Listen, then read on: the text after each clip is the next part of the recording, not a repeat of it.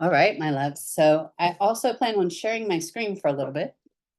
As we open, I just want to talk about what we're doing, why we're doing it, and what is kind of the origins of the somatic work. um, so let's get the party started. If y'all just give me a thumbs up if you can see my screen so that I know. All right, perfect.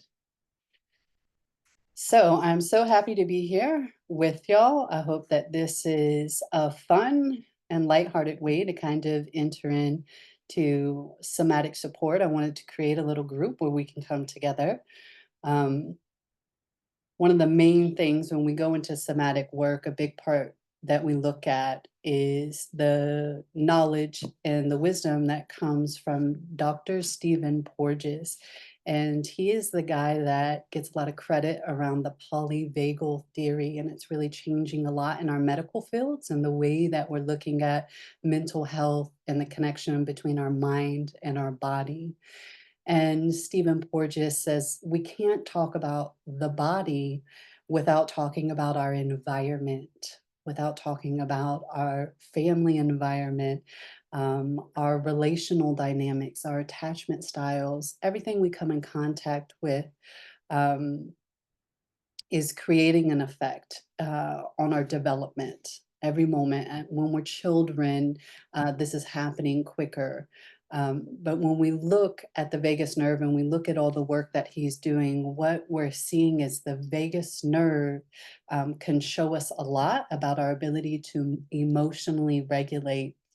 I like to think of the vagus nerve like a muscle. We can do exercises that tone the vagus nerve, and that's what these studies show us that he's done.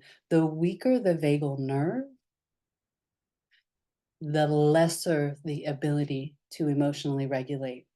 So, some of the things we're going to be doing today, the purpose is we're going to strengthen the vagus nerve, just like we strengthen or tone a muscle.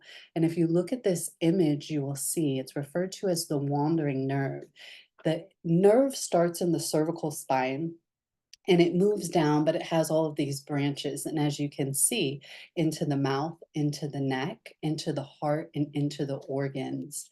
And what these studies are showing us is depending on how the vagus nerve is functioning, it's also turning things on and off other systems of the body. It's asking other systems of the body to do particular things. It's releasing different chemicals according to what gear it's in. And that's how I like to refer to the different functions of the vagus nerve, like they're gears in a car. And I like this because it gives us a good visual. When we are using a manual, right, we change the gear of the car when we want it to do something different. The vagus nerve is doing the same thing. When we want the body to do something different, the vagus nerve will change the gears. So sometimes we need the heart to beat faster. We need the muscle fibers to harden or to soften. And all of this is really dependent upon something that's called neuroception. This is the part of our nervous system that is scanning every single moment cues of safety or cues of risk or harm. And according to what that neuroception is picking up as it's scanning the environment, it's changing gears. And this is where the unconscious part of our being that really is beyond our choice can start to take over. As you can see here, things like our digestion system, our muscle movements, our speech, inflammation in the body, regulating the heart. So turning the heart up or turning the heart down, the vagus nerve is intimately involved in those processes. And that's what we see with people with complex trauma. We see high markers of inflammation in the body, and we tend to see very low vagal tone. And all of this is going to come back to that developmental state. When we were developing, how are we co regulated? Co regulation is what teaches us how to self regulate. So our brain and our nervous system are being directly affected by the energy, emotion, and facial expressions and the touch we're experiencing through our parents are the three people we're around most. You'll hear me say that a lot and bring you back to that. Who are the three people that you're around most? Not just as children, but even today, who are the three people you're around most? And sometimes when we find that the three people we're around, maybe it's work that we're at the most and it's everybody's at 100 all the time, you're going to find that you have to move your gear up to be in that environment that's more aligned with those people. Some people say energy is contagious, but nervous systems are too, like what gear we're in. And when we look at these gears, there's three main gears. We hear ventral vagal, sympathetic function, and the dorsal vagal, also known as like dorsal collapse. So when we're in a ventral vagal state, this is where we have a normal heart rate. We feel relaxed. It's easy for us to connect and be engaged. And then we need to mobilize. So when we need to gear up to get things done, to run errands, to play sports, to exercise, we need our heart rate to increase. So there's a purpose behind that gear. It's not always bad. It's bad when we're stuck in that gear. So when we get stuck in a gear, it's like grinding and get like it only is going to pack so much punch before it just kaplunk gives out. And that give out is what we look at when we talk about the dorsal collapse or the dorsal vagal pathway. And this is where we see a low heart rate and low muscle tone. And I think a lot of people with complex trauma are often surprised when they start hearing they have a low heart rate. They're like, we hear about a higher heart rate a lot, higher blood pressure. But one of the big cues, especially over long-term trauma, is we see a very low heart rate and very low blood pressure. And this is people who tend to live a lot of their time in this dorsal vagal collapse state. It actually takes more energy to be in the dorsal vagal collapse state than in the sympathetic. And you'll see a big difference. Sympathetic, we have movement, we have activity. Dorsal collapse is a complete freezing. There can be a complete rigidity of the body. And we see this in animals, right? Once again, the nervous system says, what is the best way for me to survive? Is it to run or to fight?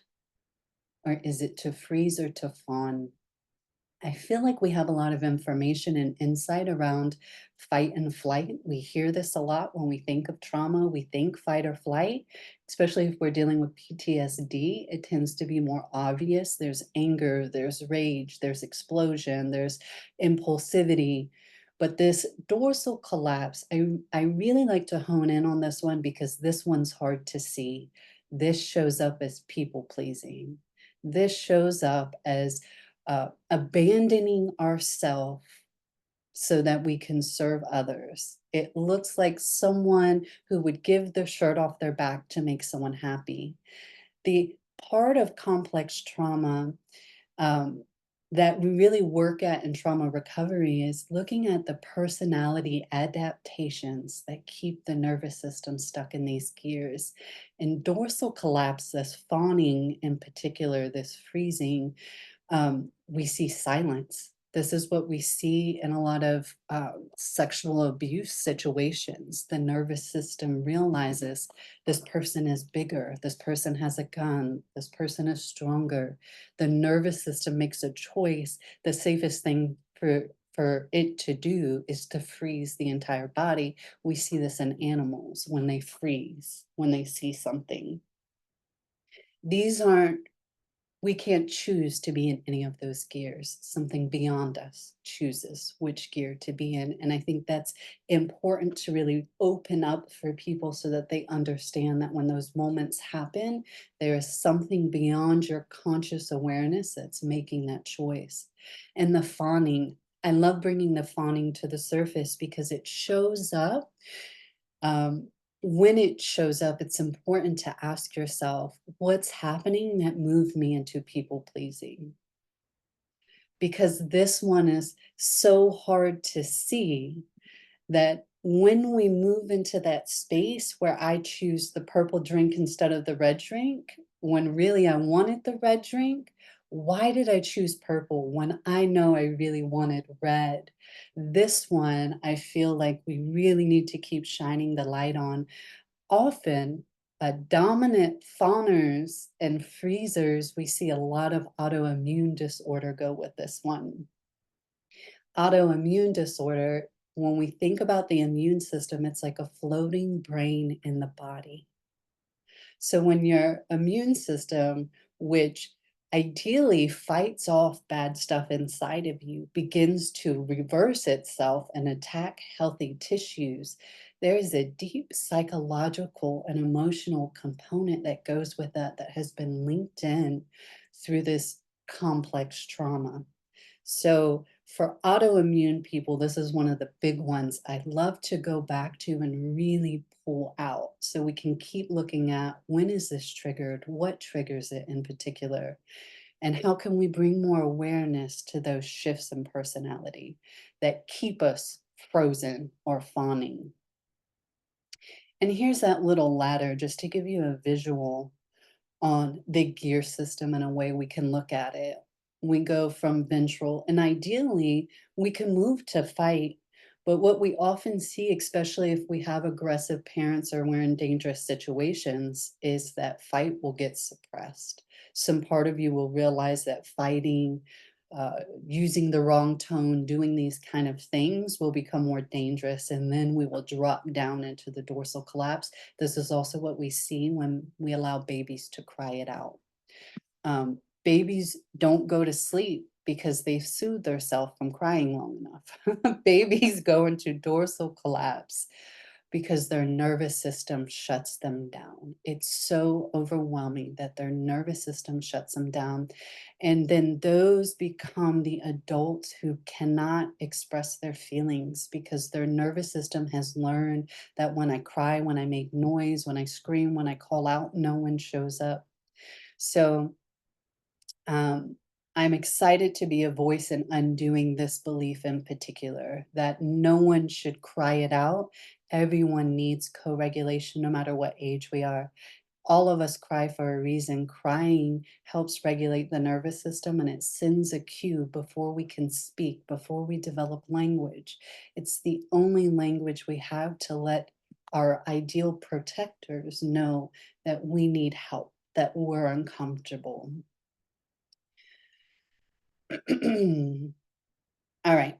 So, ventral vagal, to activate ventral vagal, some of the common things we can do is we can go out in nature, the color green, being in sunlight. This can help us move into a ventral vagal state. Loving kindness meditation. I love tapping. When we use tapping, we're working on accepting all parts of ourself, especially the stuff that we're struggling with, connecting to spirituality, connecting to something bigger that moves us and makes us feel like we belong or that we have purpose. A lot of times I say when you're in a frozen state, two of the best things you can do is reach out to someone and create movement in the body, simply walking to help you move out of that frozen state. And I'll send this to all of you guys after class so you have this in case you want to come back to some of these visuals I put together. But here's another link into fight or flight, some of the physiological shifts that happen in the body when we move into fight or flight. Our thoughts begin to ruminate, they become quicker and faster, and they repeat themselves over and over. Our vision changes. That's where we get the tunnel vision or the acute vision, which is required, especially when we lived in dangerous times with animals out in nature. We needed this.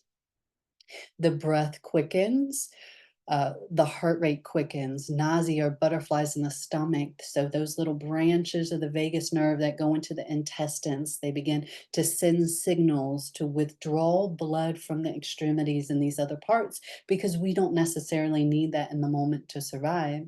And this is why we see a lot of digestive issues in people with complex trauma.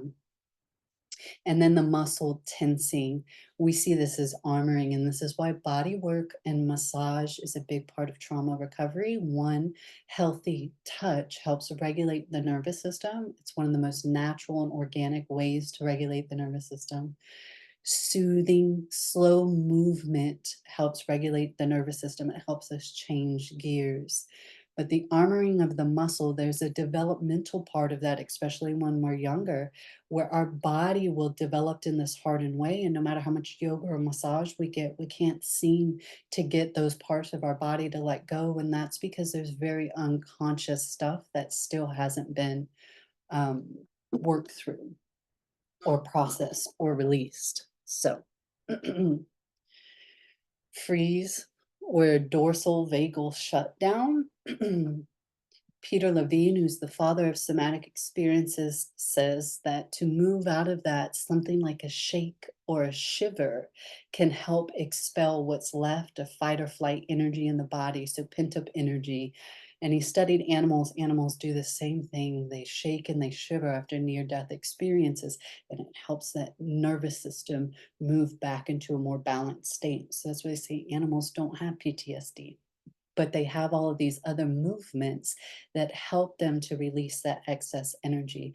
And we typically do all of these things as children, but it's just beaten out of us or shamed out of us or guilted out of us. We're told, like, don't cry, don't throw a tantrum. Tantrums are fundamental and necessary for releasing energy in the body. And why, when a baby falls down, they run to their parent, it's that physical touch. It's someone else that is teaching them how to regulate. Oh, I'm okay. I'm going to be all right. The pain is going to pass. So, all right, I'm going to stop sharing this and we're going to do some practices. Think. Oh, stop sharing. There it is. And we're back. All right, so I like to open with doing some of that shaking or shivering. So imagine everything that we don't express, everything we don't feel fully, it's sitting in that nervous system and it's pent up. So you can do this standing up or you can do it sitting down. But let's just begin to shake our arms, shake our hands, and take a deep breath in through the nose and out of the mouth.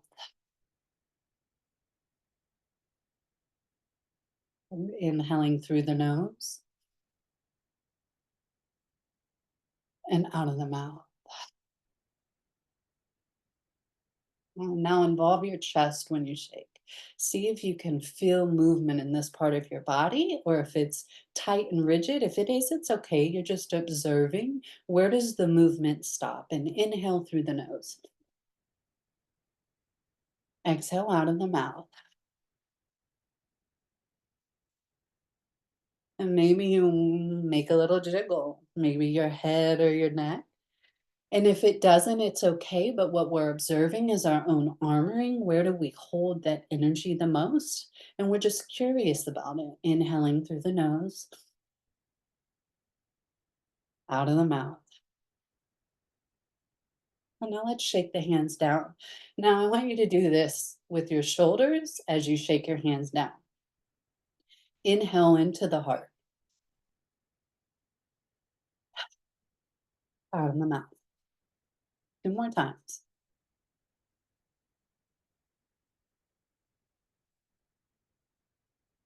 The last one.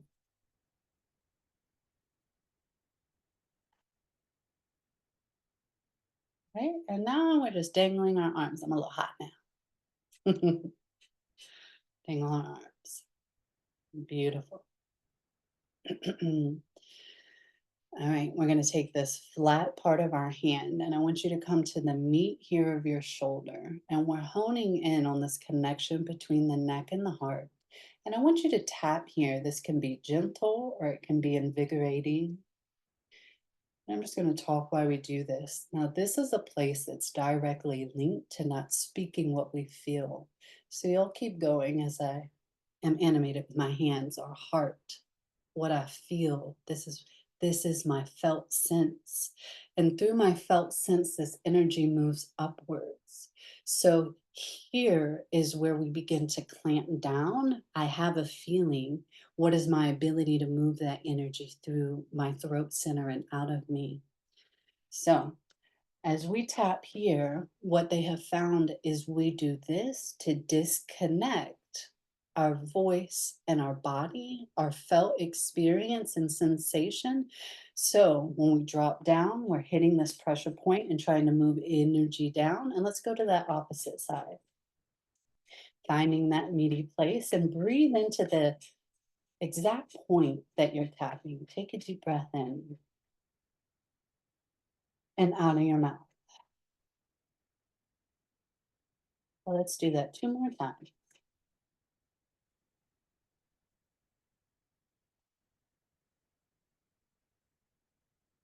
Last one. And exhaling. And shake your hands. Beautiful.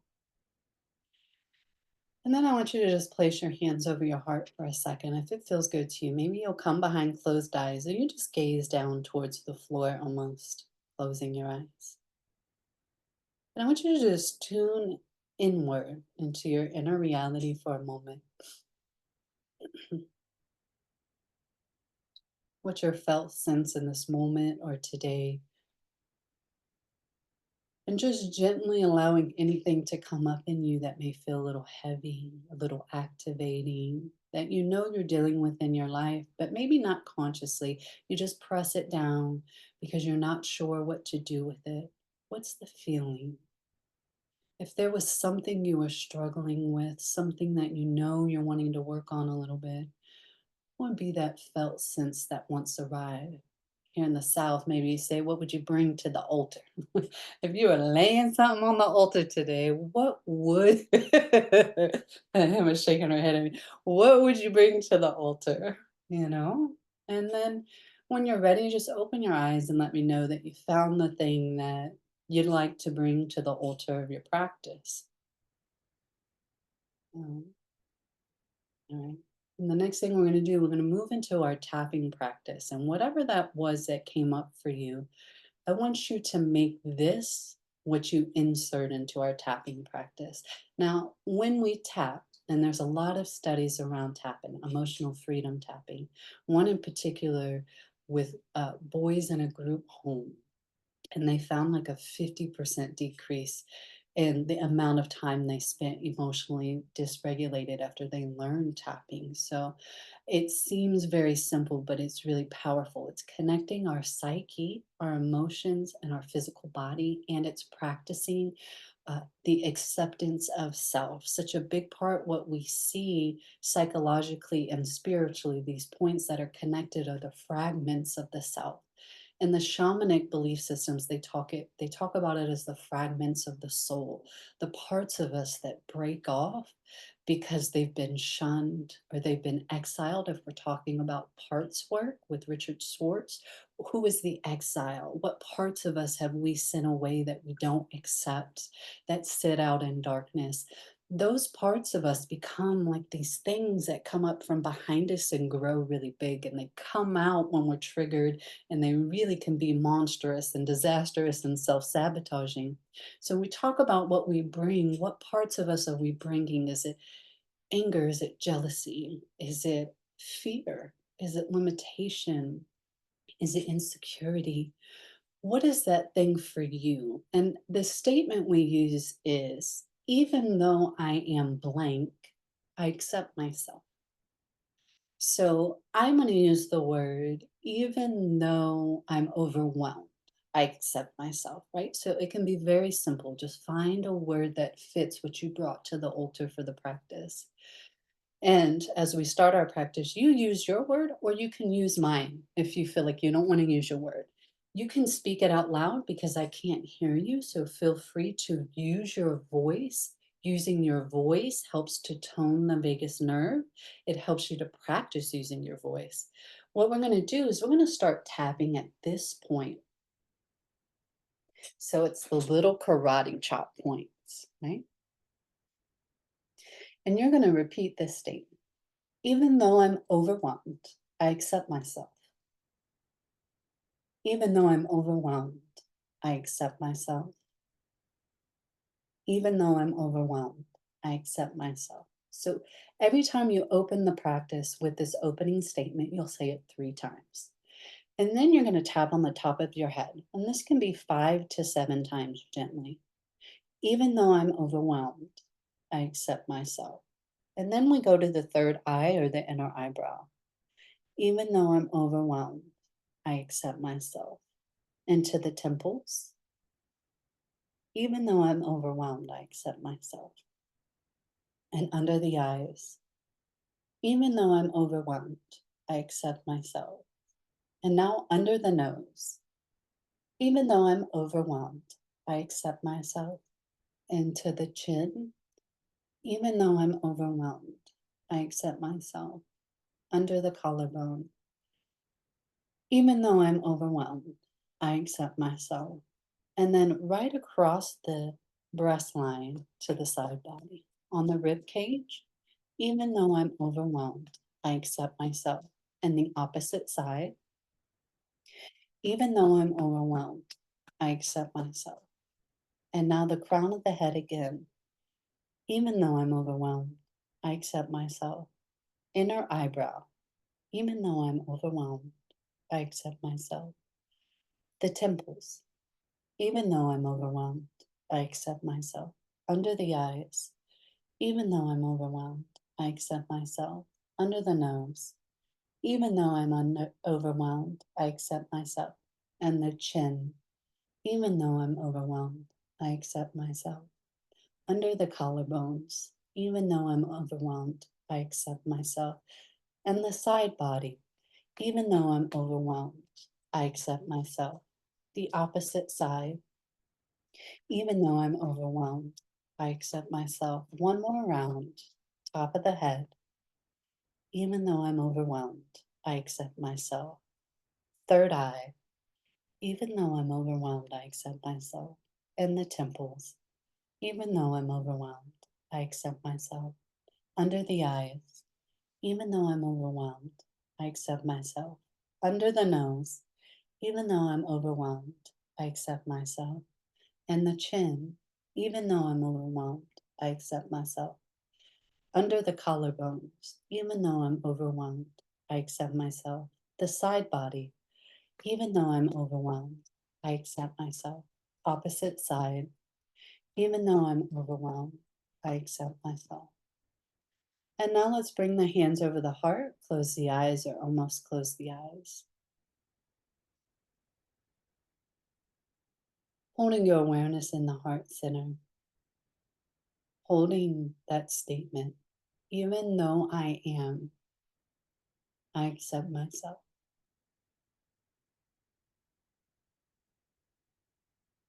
Allowing that to resonate through your cells, through your body, knowing that healing is accepting not the good things, but more importantly, the aspects of the self that we struggle with. They're part of our story.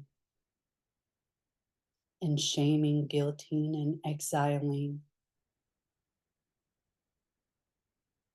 it won't bring us to the fullness of our life experience. Accepting and holding with compassion the human experience that we're all having.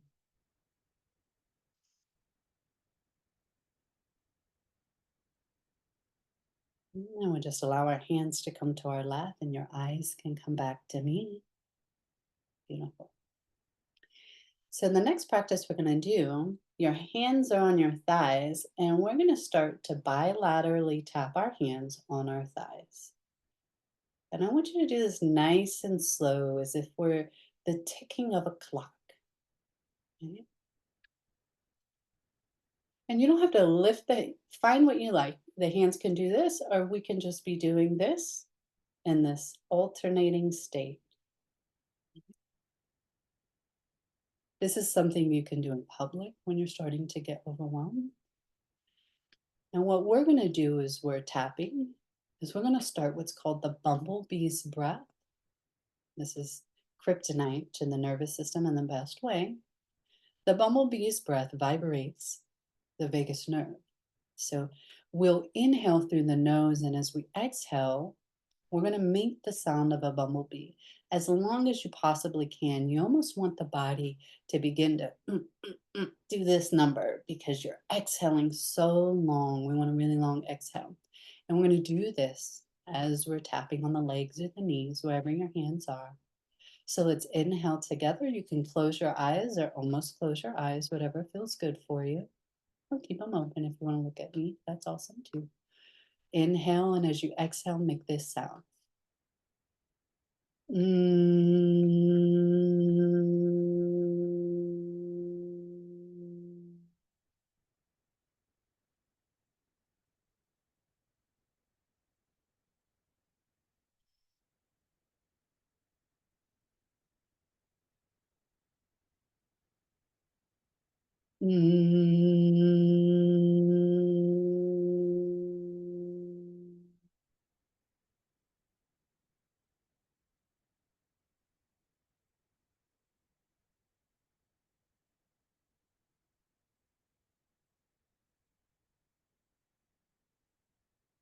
'A few more rounds, just like this. Follow your breath.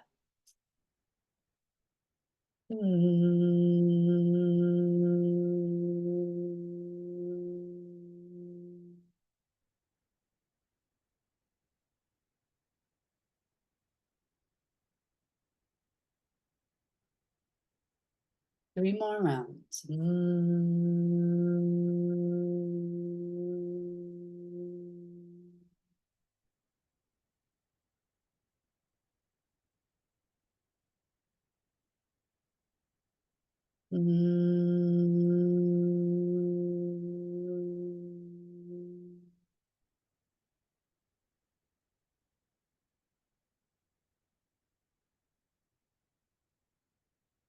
Last round.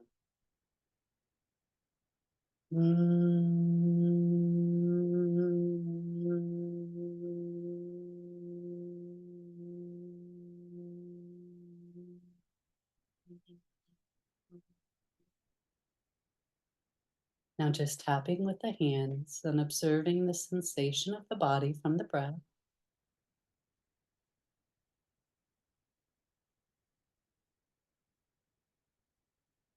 Slowing down the tapping. Slow.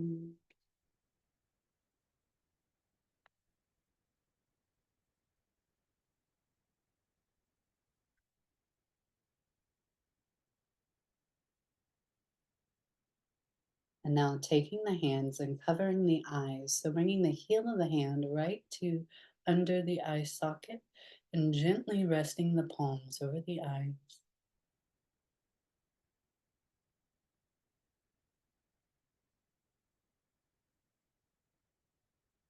Relaxing the face, allowing the warmth of the palms to soften the brow.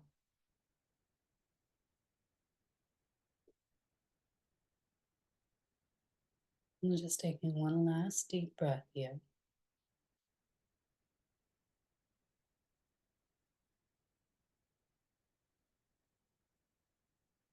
You can relax the arms and the hands down into the lap once again. Beautiful. So, our final technique we're going to do before I open up for everyone to join into the conversation is stimulate a specific point in the ear. They actually have machines that you can clip onto your ears that stimulate the vagus nerve now with little electric currents. You can get them right on Amazon. It's wild times. But so if we look at the ear, you know that conch place of the ear. So not the hole, go above the hole where you feel the little lip of cartilage. Most ears you can pull right up on that cartilage. Can everybody see where I'm pulling? See that little white part of my ear? This one. All right, what I want you to do is take a finger gently right into that little conch area and start to make these gentle circles.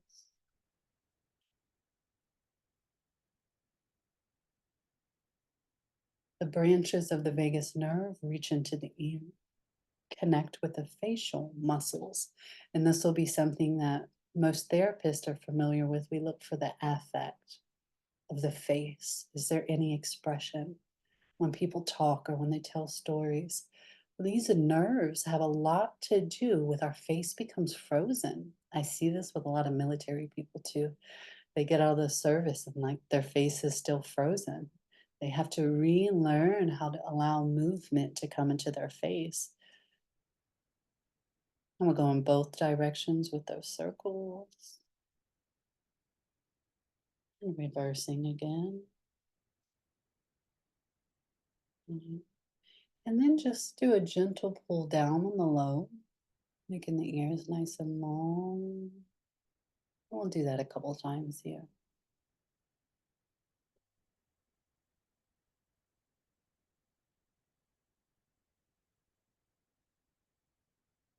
And then we'll pull the ears up.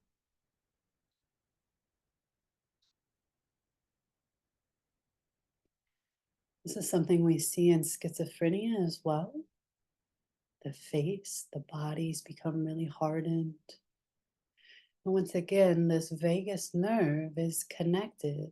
The nervous system, the brain, what chemicals are being released. So our chemical composition is altered according to the gears that our nervous system is in. And so we can have chemical imbalances, and all of this is connected. None of it is separate. All right, shake out the hands. All right, so that's our gentle practice for our opening class. I'm going to go ahead and pause our recording now so we can